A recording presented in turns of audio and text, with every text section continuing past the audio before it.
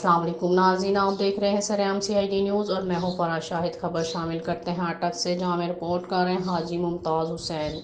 ان کا کہنا ہے حکومت پنجاب کی خصوصی ہدایت پر اسسٹنٹ کمشنر اٹک جنت حسین نیکوکارہ اٹک میں جائیداد کی ٹرانسفر کے عمل کو صاف و شفاف بنانے کے لیے سختی سے عمل کروا رہی ہیں۔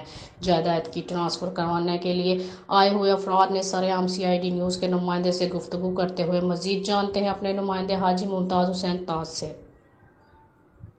حکومت پنجاب کی خصوصی ہدایت پر اسسٹنٹ کمشنر اٹک جنت حسین نیکوکارہ اٹک میں جائیداد کی ٹرانسفر کے عمل کو صاف و شفاف بنانے کے لیے سختی سے عمل کروا رہی ہیں۔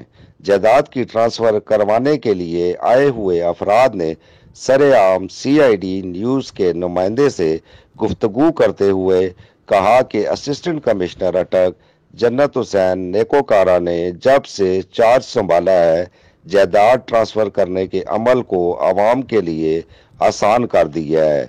اٹک کی عوام اسسٹنٹ کمشنر اٹک جنت حسین نیکوکارہ کو اس احسن اقدام پر زبردست خراج تحسین پیش کرتے ہیں۔